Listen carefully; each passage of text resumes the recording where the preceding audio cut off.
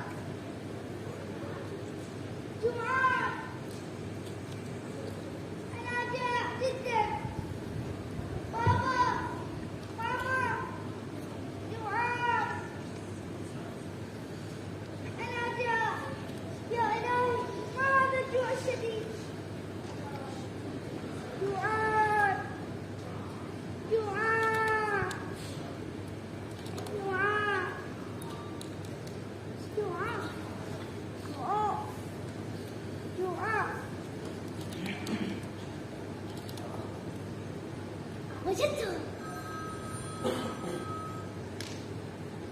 المطبخ.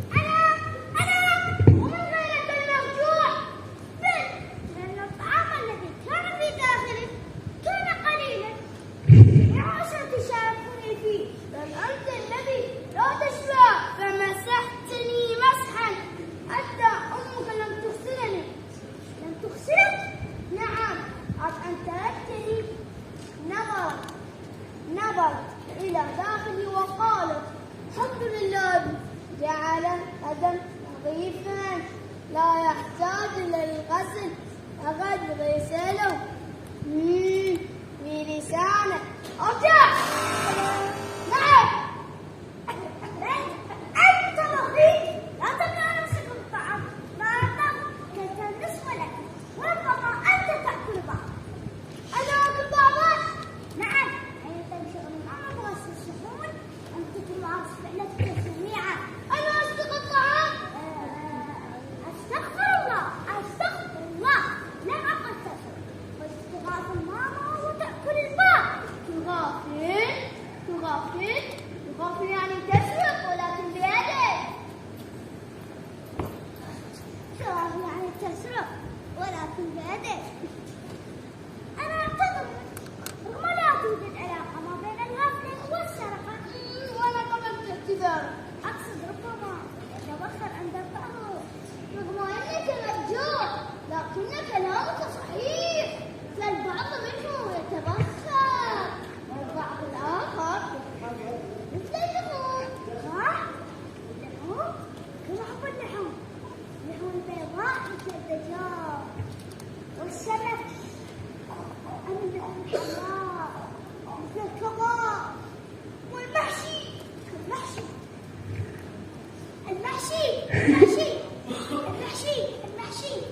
أين المحشي؟ المحشي في عقلك.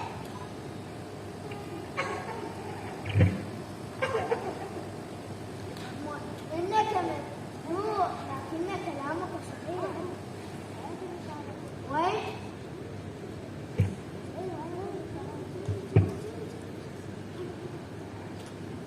نعم توجد. أين؟ لا أشتريها. هنا يا أخي.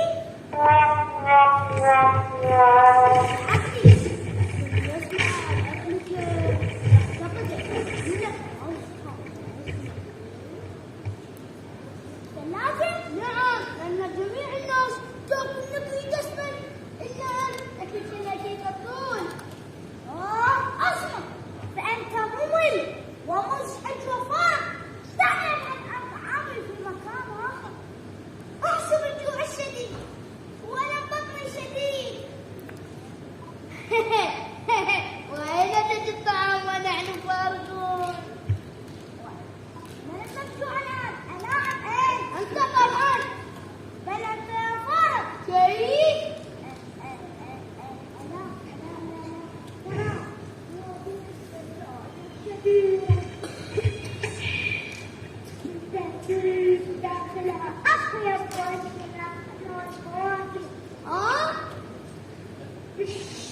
أعتقد الفكرة وجهها حيث مرشد يقول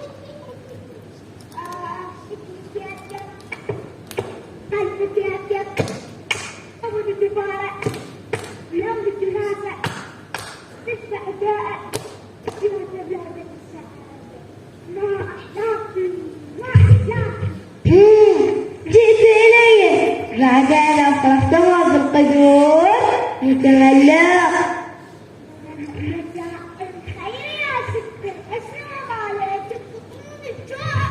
مساء التملي. الكلامي إني أحبك جدا. تحبني فقط حين تجوع حتى تملأني قشورا ونفايات بعد أن تملأ بطنك المفجوعة. بالعكس الضغط كل ساعة يفعلها لأن لسانه الطويل للتنظيف وليس لآداب الكلام والطعام. وأنا الممتلئة وعامرة دائما. شقي.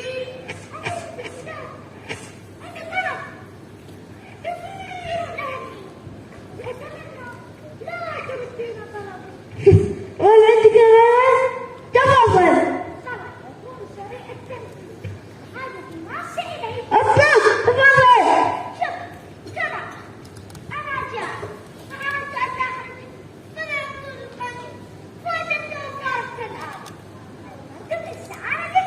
لكنك يا عزيزي كل يوم وبنفس الساعة تطلب نفس الطلب، وأحيانا تقتحم محتوياتي دون استئذان حتى مللنا من حضورك هنا. أنا ما أتقربكم كيف؟ لا تنسى أنتم كل ما تحتوين ملكي. مؤدب لسانه طويل. أنا لست ملكا لك، أفهم؟ ملكي كل ما تحتوين عاد لبابا. إذا ليس لك ما في داخلي ليس من مصروفك الشخصي. اسمع، تعال يا صديقي إلى هنا. اسمع يا عزيزي، اسمع يا عزيزي، دعني أتفق معك اتفاقا. كما تعلم أنا كل يوم أطعمك وأنت لا تشبع ولا تسمن، فقط همك يأخذ بالعرض حتى أصبحت ملامح وجهك كأنها خمر فقط. هذه مشكلتي، حتى قررت نفسي الكل ينادى عليك ضعيف كالقصبة يسخرون مني.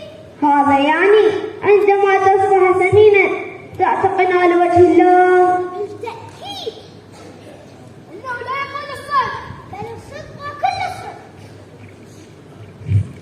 حسنا، لنختبره ونجرب. تقصدين بأنك تستطيعين أن تجعليني سمينة؟ نعم. ولما انتصرت كل هذا الوقت؟ أولا لأن ليس من حق أحد أن يسخر منك أو يتنمر عليك، وثانيا لأن السمنة مضرة بالإنسان. المهم التخلص من سخريتهم، ولكنهم سينادون عليك بالسمين ولا يكفون عن السخرية.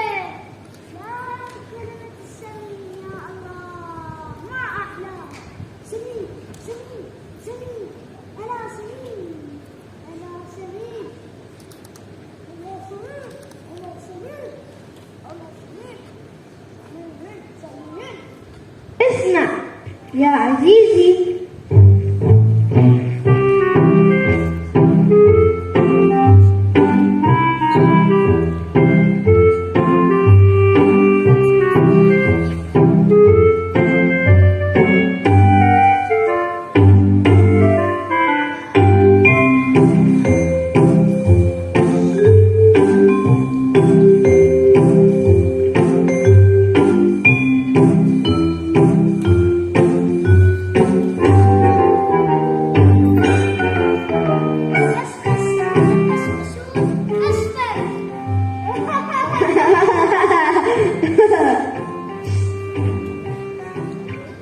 يا عزيزي، سواء السمنة تساعد على الإصابة بمرض السكر. هذا جميل يعني أتمنى قولي ولا أشكر الحلويات. ماذا تقول؟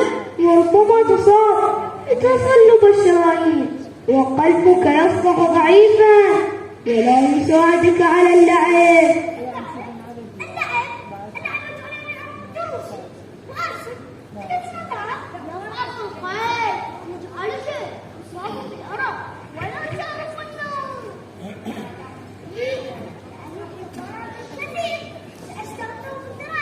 والسمنة مضرة. أصابي بالتعب سريعا.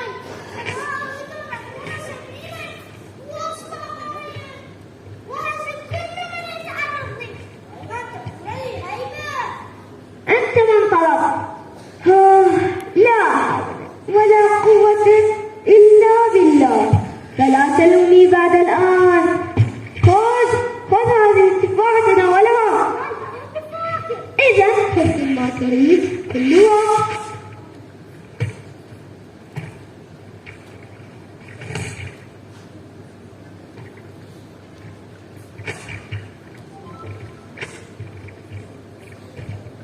هل ما فعلناه صحيح؟ لا أعلم، ولكننا تخلصنا منه وبالبطن والمرجوع. سيبقى مرجوعا لأن معدته ستكبر وبطنه أيضا.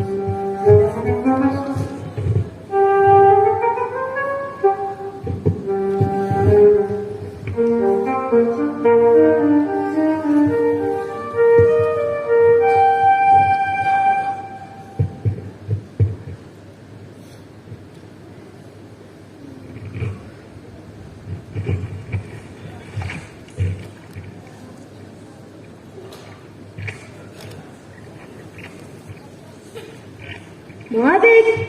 أراك تلهث. شكرا يا عزيزي السلام. لا شكر على واجب. أحسنت بالتعب، أليس كذلك؟ ها؟ لا قليلا. قلت لك إنك ستفعل. لكن لما لم الطعام ولكني أصبحت قويا. أتمنى ذلك رغم أني متأكدا إنك لن تقاوم.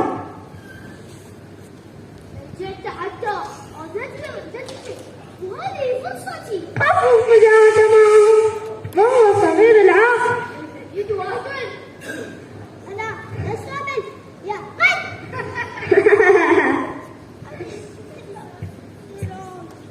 أتألم جوع وأرجو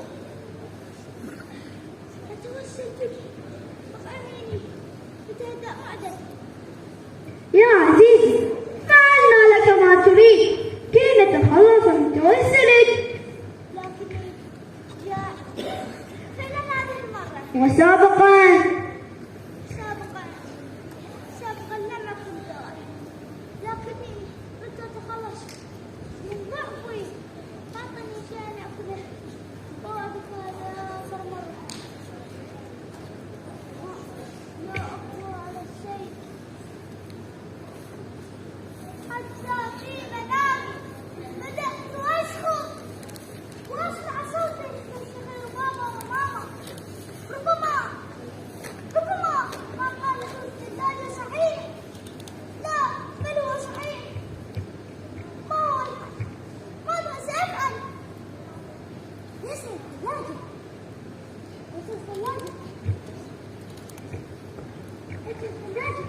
ما بك؟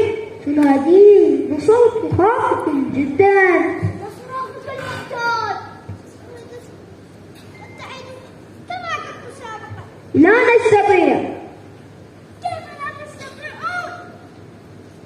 يعني سابقا هكذا لا أستطيع الحركة والجوع لا يكون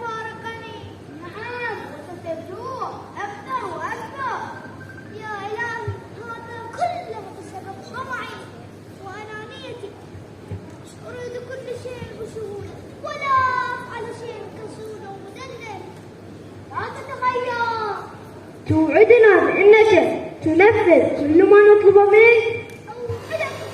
إن لم تنفذ فأنت من سيخسر هذه المرة، لأنك ستبقى على حالك هذا.